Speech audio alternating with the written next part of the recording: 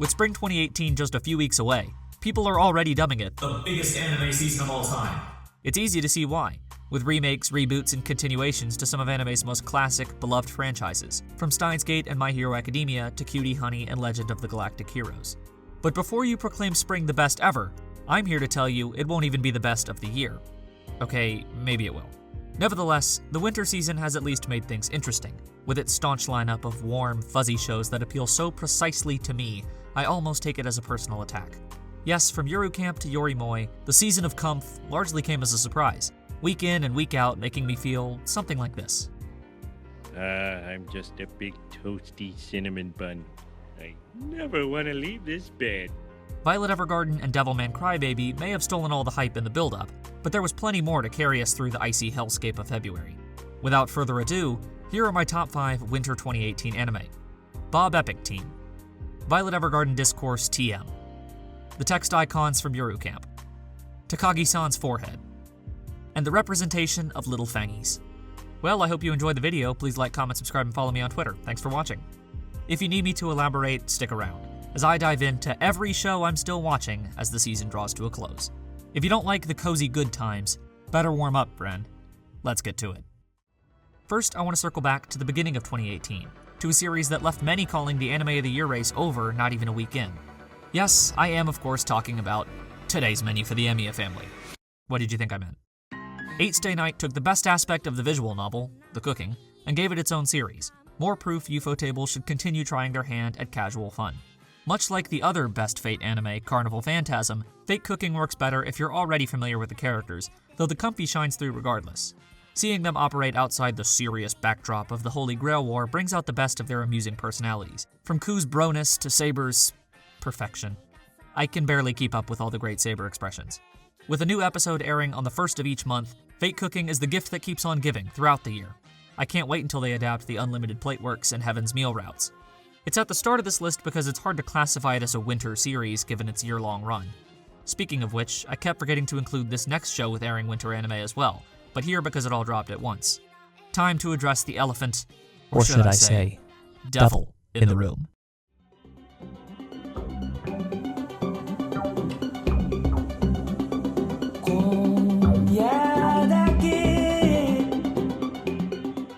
Masaaki Yuasa has such a knack for visual expression. His unmistakable style bursts with a creative life you almost never find anywhere else, not to his level. With its remarkable fluidity and motion, Yuasa works push the limits of the wild fun you can achieve with animation, and Devilman Crybaby is no different. It's a story of humanity, how easily manipulated we are, the enormous depths we can sink, our ugliness, but also our capacity to love, to strive for something bigger than ourselves, and even when we succumb to our worst instincts, to pass the baton. It's an emotionally devastating experience I won't soon forget. Top it all off with a banger soundtrack from my favorite anime composer Kensuke Ushio, and it's clear why Devilman Crybaby resonated with so many people. I'm only the millionth person to talk about it on YouTube, so I don't have much to add to the conversation. Devilman Crybaby, good shit. Certified rating of delightfully devilish.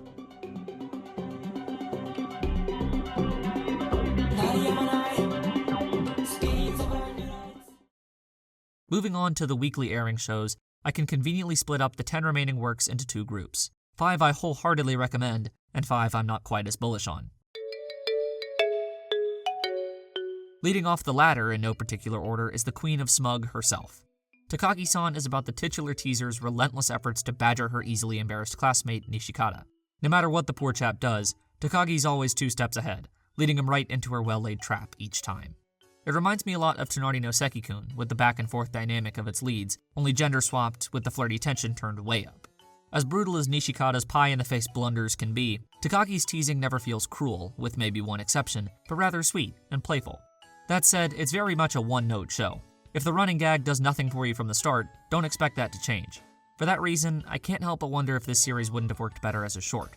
Its episodes are already broken into bite-sized segments. Stringing them together into a 24-minute episode sometimes gets a little tiresome. It's similar to Pop Team Epic in that regard. Ah yeah, here's a good place for a transition.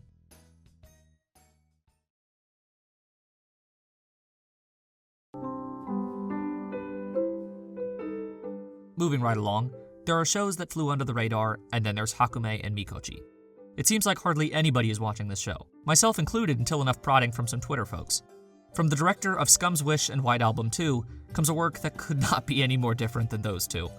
Winter's entry into the small blob category, which you know I love, Haku Mae and Miko Chi is an adorable series following a pair of tiny people living in the forest with their woodland friends. Its world feels like something straight out of a Beatrix Potter tale, while the incredible work of the background team fills it with life. Despite pulling a complete 180 from his other lead work, Masaomi Ando's hallmarks are still here, particularly the use of paneling. A lovely Iyashike, Haku Mae and Miko Chi lands in the lower half simply because of the sheer depth of these comfy shows Winter offers. Something had to get lost in the mix.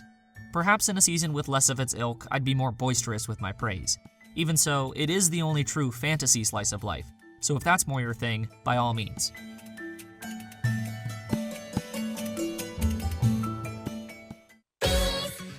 Switching gears, our next hit is the worldwide sensation idol rom-com Hoshido Girl Drop. What will normal high school student Daichi do when his former childhood friend, who's also a popular idol, Hoshifumi... I hope you're prepared for an unforgettable luncheon. Pop Team Epoch. What do I need to say here? The hits can be instant classic status, like Hell Shake Yano in the documentary, while some of the random bits draw my biggest laughs. Don't ask me why, but the Marilyn Monroe clip put me in tears. Pop Team Epoch shines in the unprecedented way it plays with its own construction. The use of male and female voice actors to give their personal spin on each half with a new set every week allows for so much freedom in their delivery. There's no way some of this isn't ad-libbed. It's also how you wind up with cool pairings like the reunion of Yoko Hikasa and Satomi Sato, Mio and Ritsu from K-On! It's truly a voice actor's playground. Pop Team Epoch requires a specific frame of mind to enjoy. For one, its brand of shitpost humor seems entirely trapped within the social media climate of today. It's made for weekly viewing, as much of its fun for me comes from the community experience and the memes that ensue. I can't imagine binging this show. Not to mention the ratio of hits to misses varies wildly. For better or worse, Pop Team Epoch is truly in a league of its own. Which one is up to you?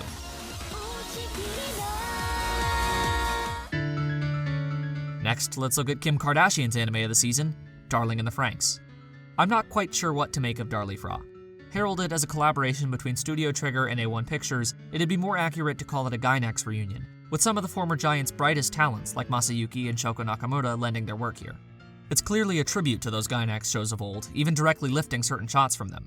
Franxx is nothing more than popcorn fun for me, and while there's nothing inherently wrong with that, it feels like it could be doing more. Or rather, it acts like it is doing more. Everything is laid on thick. Its heavy-handed metaphor is inescapable. But none of it carries much weight. I don't yet have that reason to care.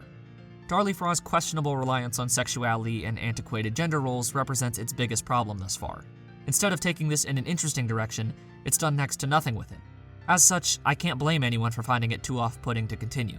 That's a lot of complaints for a show I'm still watching, but the fact of the matter is, I enjoy Darlie Fra for its sheer entertainment value. Part of me wishes it would go full camp, and dive headfirst into the cliches it's made a staple.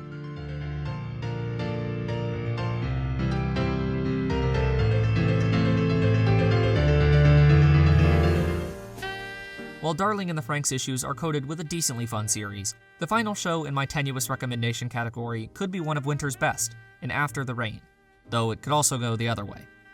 After the Rain is a genuinely striking production. The direction may be the season's best, with Ayumu Watanabe at the helm and several outstanding individual efforts, such as Ayako Kawano's Episode 7. The show perfectly captures its melancholy atmosphere, giving it such a distinct flavor. To put it lightly though, age gap relationships are mucky. As we dig further into this messy friendship, Kondo's rationale seems clear. Middle-aged man at a midlife crisis meets a beautiful high school girl that's in love with him, rejuvenating his youthful vitality.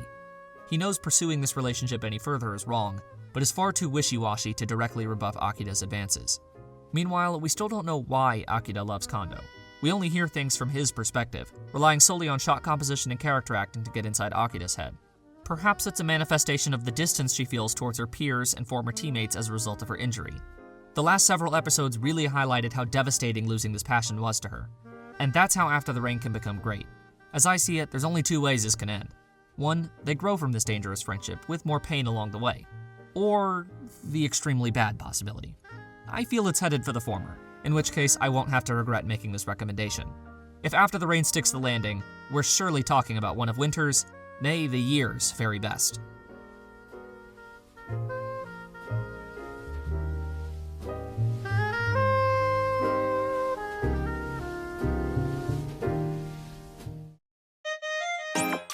Next, we move on to the 5 shows I recommend with no reservations.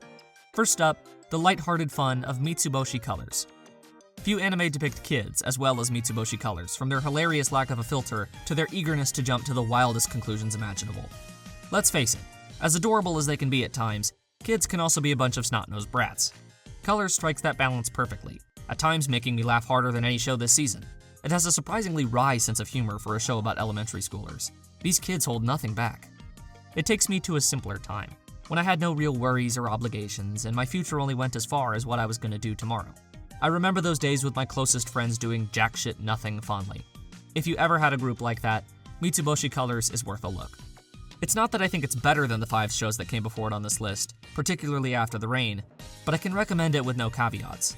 It's harmless fun, and that's all it needs to be. In some ways, that's similar to the next series, the latest in a mounting pile of evidence kids shows rule, Hugto Precure. My first foray into the Precure franchise, Hugto has already ensured this won't be my last. Junichi Sato of Sailor Moon, Ojamajo Doremi, and Aria fame hits another one out of the park, proving yet again why he's a master of visual comedy. Hugto's models don't quite allow for the wild expressivity of Sato's other work, but they still have plenty of fun with it. I'm impressed with how they're able to maintain that level of expression even at a distance. Navigating how to support the ones you love when you can't find the words to help, embodying the you want to be, and living that out. Hugto Precure has really resonated with me through its first 5 episodes. I'm not sure if the baby's completely necessary, it feels a bit tacked on, but this isn't even the only show I'm watching about magical girls raising a baby, so who am I to complain? Don't worry if you've never given Precure a try. I hadn't either. I'm told you can pick any iteration as your entry point, so why not start here?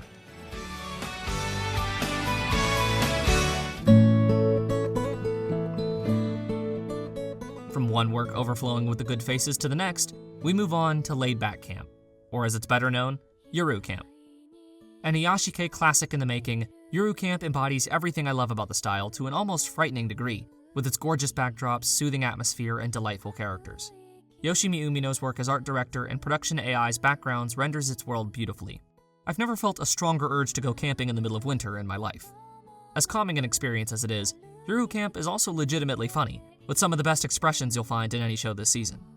Most of all, I love how it lets its characters breathe, Rin in particular.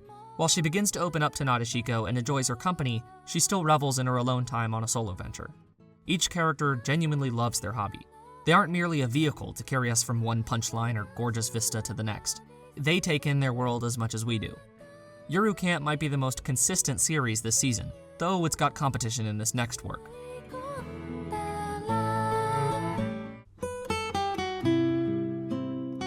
One of a few frontrunners for anime of the season, A Place Further Than the Universe. Atsuko Ishizuka is one of anime's stronger directors who's never had the chance to really show it, or at least in a series I can wholeheartedly get behind. It's so nice to see her powers work towards something good instead of the forces of evil. Ditching the loud colors she's used elsewhere, her unique combination of resounding characters with personal stories works wonders here. Despite following a group of high school girls trek to Antarctica, Yorimoi feels as grounded as any series on this list, charting each of their growth with such a human touch. It's hard for me to even put into words at this point. It does everything well. This is the type of story I crave. No matter what else, A Place Further Than the Universe will go down as one of 2018's strongest in my book. Whether it takes the winter title or not largely depends on how this last series finishes up, but regardless, I can't recommend it enough.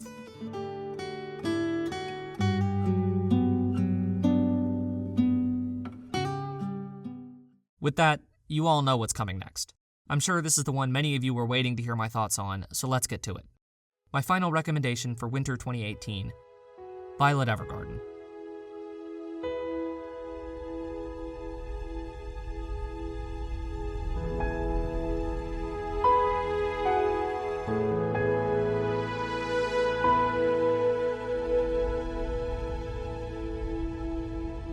From a production standpoint, Violet Evergarden is in a class of its own.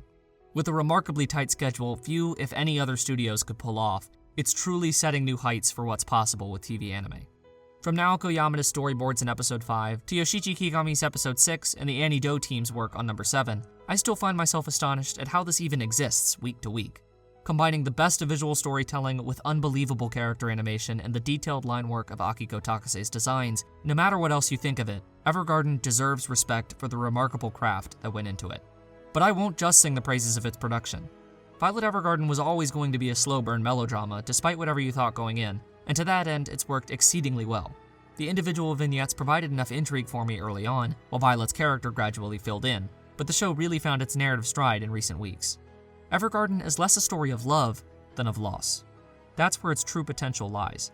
Not in a robotic Violet trying to find out what feelings are, but a trauma victim trying to piece herself together, learning to connect with others after losing the one connection she had. How does a soldier who caused so much pain come to terms with her own? Recent events also give her shortcomings at the start of the series some much-needed context, as the story continues to come together. Violet Evergarden's had its ups and downs to be sure, but don't confuse my fascination with its creation for a so-so view of its product.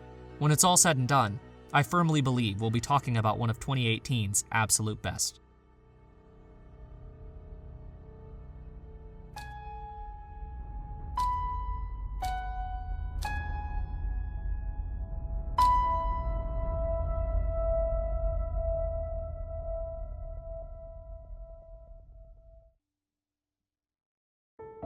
No matter how this season winds down as we reach its twilight hours, it certainly started the year off right, leading with a worldwide hit and never looking back.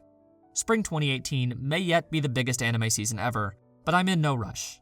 By my last count, we've still got a few more weeks of comfy to go, and I intend to enjoy them.